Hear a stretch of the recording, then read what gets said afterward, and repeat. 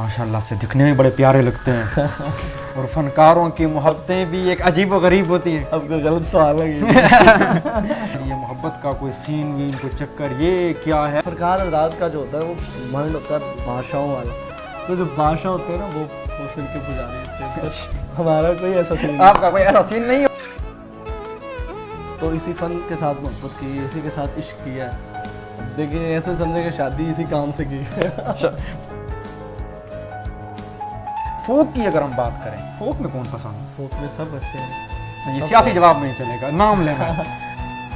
शाह हुसैन वेख असी बदली बैठे वेश साडी जिंद माणी कूक असी रुल गए बिच परदेश। जी अस्सलाम वालेकुम नाजरीन, प्रोग्राम एक मुलाकात साथ के साथ से सादुद्दीन साथ का सलाम पेश है। मुहतरम नाजरीन, आप स्क्रीन पर देख रहे होंगे आज हमारे साथ कौन मौजूद हैं। जी वही नौजवान जिन्होंने अपनी आवाज़ के जादू से फोक मौसीकी, क्लासिकल मौसीकी और जहाँ जहाँ पर भी सुनने वाली सुरीली समातें हैं वहाँ पर उन्होंने अपना नाम और काम पहुँचाया है। और हमारे तो चूँकि दोस्त भी हैं, तो जब भी इनके बारे में हम कोई पोस्ट करते, दोस्तों के कमेंट्स आते कि यार जानी साहब के बारे में आप पोस्ट करते, उनका इंटरव्यू कब करेंगे। तो आज जब वो डेर इस्माइल खान तशरीफ़ लाए तो हमारे प्रोग्राम में भी तशरीफ़ लाए और उन्होंने हमें वक्त दिया। यानी साहब बहुत शुक्रिया। और वैसे आपने हमारे देखने वालों को 3-4 साल तो इंतज़ार कराया है, तो लेकिन वो तो होता रहता है। अच्छा पहले तो ये बताएं, आज डेर इस्माइल खान आए, कैसा महसूस हुआ, क्या तासरात हैं? सबसे पहले तो साथ में आपका शुक्रिया अदा करता हूँ कि आपने अपना कीमती टाइम दिया। और दूसरा ये कि ढेर खान में आके बहुत अच्छा लगा। यहाँ पे सुर को समझने वाले लोग हैं, सुर को करने वाले लोग हैं, एक फ़नकार, एक आर्टिस्ट की कदर करने वाले लोग हैं। बहुत मज़ा आया, बहुत अच्छा लगा। साहब ये बताएं, कहानी का आगाज़ वहाँ से होता है जब आप अभी बहुत छोटे थे और आपकी एक वीडियो मेरे सामने आई है। 10 साल आपकी उम्र होगी, आप एक बहुत ही हैवी कंपोजिशन गा रहे हैं, तो वहाँ से मेरे ख्याल में स्टार्ट होता है। ज़रा उस बारे में, उस वक्त के बारे में, स्टार्ट कहाँ से लिया, कैसे लिया और किस अंदाज में लिया? बस असल में ये है कि शुरू से शौक़ था बहुत ज़्यादा और क्लासिकल का था, और ये काम है जुनून का और इश्क का है। और इस काम के साथ इश्क किया, जुनून किया, तो अभी भी कर रहे हैं, करते रहेंगे, क्योंकि ये समंदर है, सारी ज़िंदगी इंसान सीखता रहे। तो ये है कि बड़े अरसे से लगे हुए हैं, तो मालिक की बड़ी करम नवाजी है कि अल्लाह का बहुत शुक्र है आज थोड़ा बहुत कर रहे हैं। तो जानी साहब आपका ताल्लुक़ तो बहावल नगर की किसी तहसील से है और वहाँ से मौसीकी में आना, लेकिन चूँकि टैलेंट तो एक पैदा होते ही बंदे में होता है, लेकिन कुछ ऐसे हालात आ जाते हैं आपके अंदर को टैलेंट का, आपको कैसे अंदाज़ा हुआ और फिर आपने उसे अपने घर वालों के सामने कैसे बयान किया? बस ये है कि सुर जो होता है वो तो मालिक की अता होता है, अल्लाह की तरफ से होता है। तो ये है कि उनको निखारना पड़ता है, बिल्कुल मेहनत करके, मुख्तलिफ़ तरीक़ों से रियाज़ करते हुए। तो सबसे पहले मैंने एक नात तैयार की थी, तो मैंने अब्बू को सुनाई, तो उन्होंने कहा यार आपका आवाज़ बहुत अच्छा है। तो स्टार्टिंग से ही शौक़ शुरू से ही था। मैंने एक जगह फर्स्ट टाइम हारमोनियम देखा तो मैं बड़ा मुतासर हुआ। मैंने अब्बू से कहा, घर गया तो मैं रोने लग गया। मैंने कहा बाबा मैं वो हारमोनियम लेना है। तो उन्होंने कहा कि यार थोड़े वो मुश्किल काम है, तो ये है कि ये आपसे नहीं होगा, ये कि वो मेहनत का, रियाजत का काम है। तो मैंने बहुत ज़िद की, रोने लग गया। 5-10 दिन मैंने बहुत सताया, उन्हें बहुत तंग किया कि मुझे हारमोनियम लेके दें। तो फिर उन्होंने कहा कि बेटा ऐसे है कि फिर मैं आपको किसी उस्ताद के पास ले जाता हूँ, 1 मंथ में आपका रुझान देखूंगा कि अगर कोई रुझान हुआ तो फिर मैं आपको लेके दूंगा, क्योंकि उस वक्त हालात भी बहुत नॉर्मली थे। तो उन्होंने फिर मुझे बुनियादी जो मेरे उस्ताद बाबा अख्तर, उनके पास लेके गए। 3 से 4 मंथ में जाता रहा, तो तब मैं थोड़ा बहुत बजाने लग गया। तो फिर मेरे वालिद साहब की मेहरबानी, अल्लाह उन्हें जन्नत में अता फरमाया। फिर उन्होंने मुझे हारमोनियम लेके दिया और मुझे सपोर्ट किया कि बेटा मेहनत करो, अच्छा करो और सच्चा करो, सच्चा करो। क्या कहने। और बिलाशुबा आपने अपने वालिद का सर फख्र से बुलंद। जाने साहब बातें तो हो ही रही हैं, आपका आजकल एक कलाम बड़ा वायरल, उठ शाह हुसैन वेख ले, और वो छाया हुआ है हर प्लेटफार्म पर। तो बात तो नहीं बनेगी अगर 3 बोल उसके नहीं होंगे। अता कीजिए। शाह हुसैन वेख ले असी बदली बैठे वेश साडी जिंद माणी कूक असी रुल गए बिच परदेश। क्या कहने। साडा हरदम जी गुरनाम दा साडी नीर वगावे अख کیا کہنے اساں جیندی جان مر گئے ساڈا مادو ہویا وقت سانو سپ سمیت دا ڈنگ دا سانو پل پل چڑھدا رہے ساڈے اندر بھیل خوف دے تے جنگل بن گئے شہر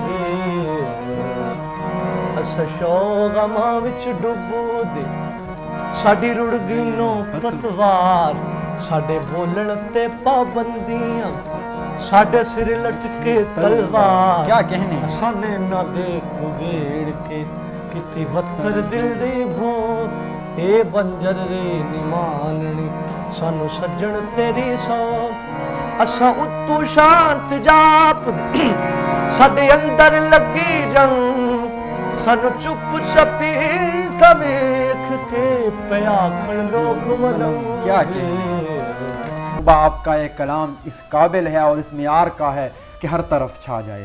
جانی صاحب فوک سے بھی دلچسپی ہے کیونکہ کلاسیکل کے ذوق کے بارے میں تو آپ کو سارا جانتے ہیں اور میں یہاں پر اپنے ناظرین کے ساتھ ایک بات شیئر کرتا چلوں. استاد سلامت علی خان جیسے بڑے نام کی جب برسی ہوتی ہے تو ایک فوک فنکار کو دعوت دی جاتی ہے جو فوک بیلٹ سے تعلق رکھتا ہے اور وہ ہمارے موصوف رمضان جانی صاحب بہت بڑا اعزاز ہے.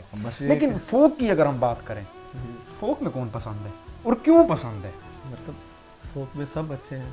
یہ سیاسی جواب نہیں چلے گا, نام لینا ہے.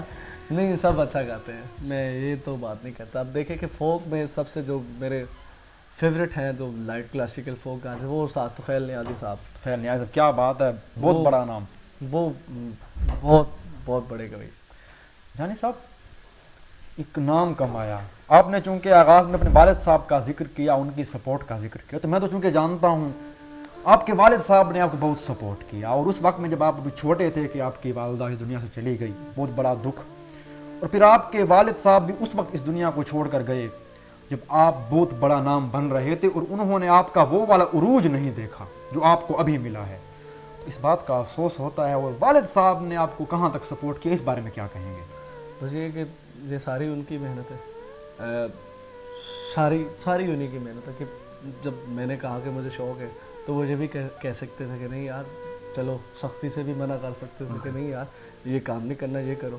تو یہ ان کی ساری محنت. پھر انہوں نے بڑا سپورٹ کیا مجھے, اتنا کہ مجھے سائیکل پہ لے کے جاتے رہتے بنیادی استاد کے پاس.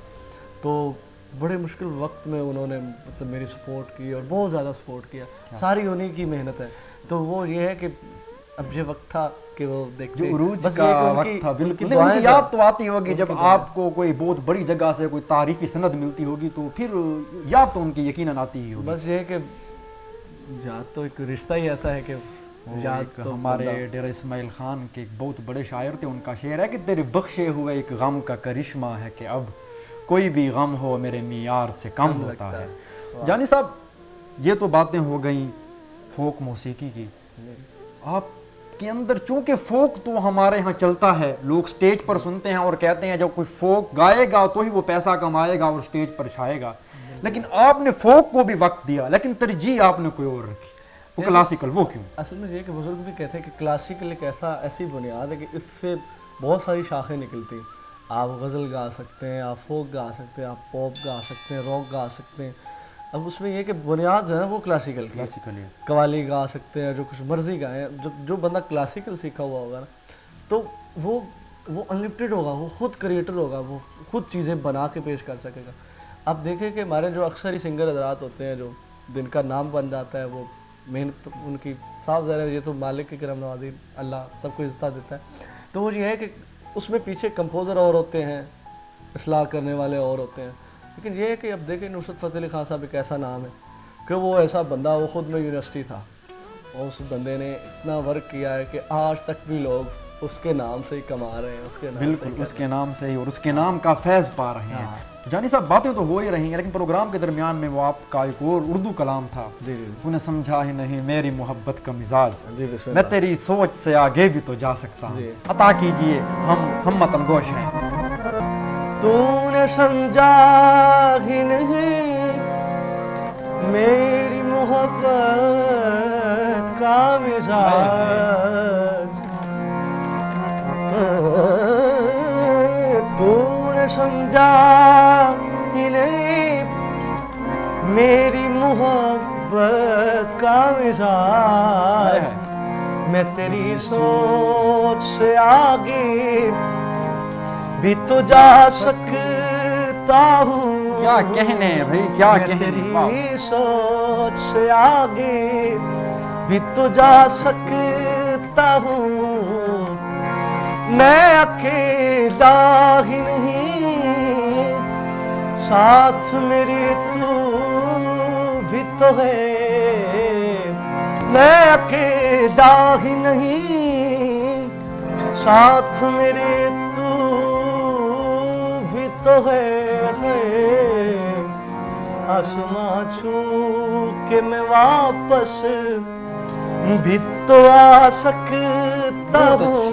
بہت اچھے. کیا کہنے جانی صاحب, کیا کہنے. اچھا بس پروگرام کے اختتام کی جانب تو آتے ہیں, لیکن ایک دو آخری سوالات جو ہیں پہلے تو یہ بتائیں, میں تو جانتا ہی ہوں ماشاءاللہ سے دکھنے میں بڑے پیارے لگتے ہیں اور فنکاروں کی محبتیں بھی ایک عجیب و غریب ہوتی ہیں. اب کوئی غلط سوال ہے نہیں, فنکاروں کی محبتیں بھی بڑی عجیب و غریب ہوتی ہیں. دیکھیں میں سوری, آپ تو پیارے بھی ہیں, مہربانی. پھر یہ محبت کا کوئی سین وین کوئی چکر یہ کیا ہے؟ اچھا اصل میں پہلے یہ بتائیے فنکاروں کی محبتیں عجیب کیوں ہوتی ہیں؟ اچھا عجیب اس طرح سے ہوتی ہے ایک کہ کیونکہ جو فنکار ہوتا ہے, ایک آرٹسٹ ہوتا ہے, وہ خود ایک بادشاہ اس کا مزاج ہوتا ہے. تو جتنے بھی فنکار ہیں, میں اپنی بات نہیں کر رہا, میں فنکار نہیں ہوں, میں تو اسٹوڈنٹ ہوں لگا. تو فنکار حضرات کا جو ہوتا ہے وہ مائنڈ ہوتا ہے بادشاہوں والا.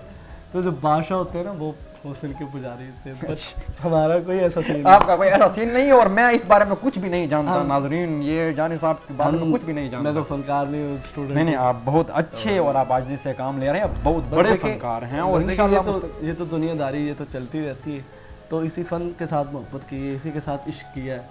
اب دیکھیں ایسے سمجھے کہ شادی اسی کام سے کی ہے, محبت بھی اسی کام سے کی ہے. اور کیا کہنے یعنی صاحب. اچھا ایک سوال اور, کہ فوک میں کلاسیکل میں بہت فرق ہے, اور یہ جو آپ کو سننے والے اور سمجھنے والے لوگ ہیں وہ ہمیشہ ایک سوال پوچھتے ہوں گے, فوک میں کلاسیکل میں بہت فرق ہے, کیا کلاسیکل کی ریاضت آپ کو فوک میں نقصان تو نہیں پہنچاتی یا فائدہ دیتی ہے؟ ذرا بتائیں. اب دیکھیں کہ میں نے پہلے بھی عرض کر چکا ہوں کہ کلاسیکل جو بنیاد ہے نا وہ بہت اعلیٰ ہے. اب مختلف طریقے ہوتے ہیں, اگر فوک گانا ہو تو اس کے لیے بندہ اسی فوک کا ریاض کرتا ہے. لیکن یہ ہے کہ جو کلاسیکل کی بنیاد جب اس کا ریاض ہوگا نا تو فوک ایٹومیٹکلی آپ کا اچھا ہو جائے گا اگر آپ ریاض کریں گے تو. بالکل. تو یہ ہے کہ کلاسیکل کے ساتھ جو ہے نا وہ بہتر ہوتا ہے. بالکل. اچھا لوگ تو آپ سے بہت توقعات رکھ رہے ہیں کہ مستقبل میں آپ انشاءاللہ بڑا نام کمائیں گے.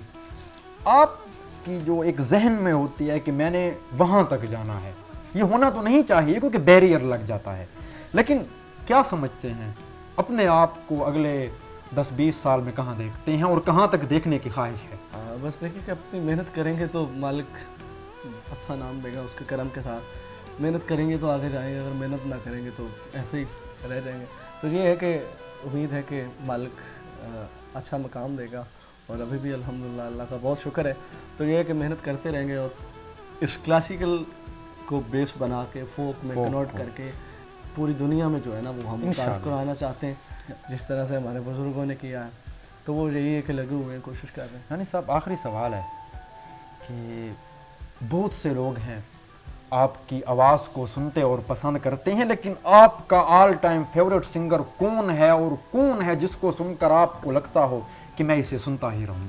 اب دیکھیں کہ سب سے جو میرے فیوریٹ اور میرے روحانی ہیں وہ میرے استاد ہی, استاد ارشد فتح علی خان صاحب. 3 منتھ پہلے ان کی ڈیتھ ہوئی. بالکل بالکل. وہ بڑے گویے تھے.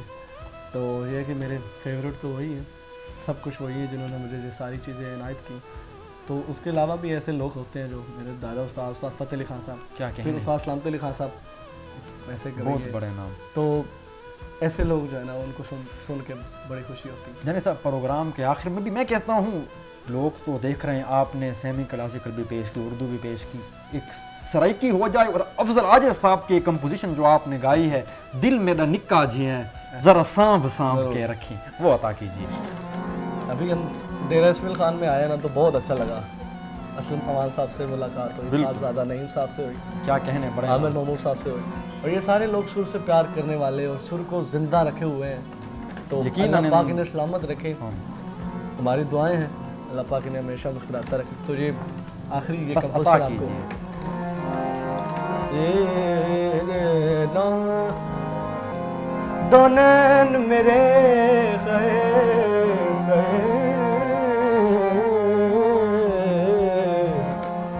اے مل کے تے دو چار ہو گئے، کیا کہنے،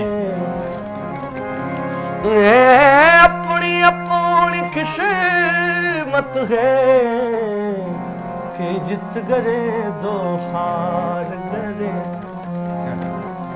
وے دل میرا نکا جیے وے ذرا سانب سانب کے رکھی، ہائے ہائے، وے دل میرا نکا جیے وے ذرا سانب سانب کے رکھی، وے اچھا مزاجا والیا، ہائے ہائے، وے اچھا مزاجا والیا، وے غصہ تیرا دکھا جیے وے ذرا سانب سانب کے رکھی۔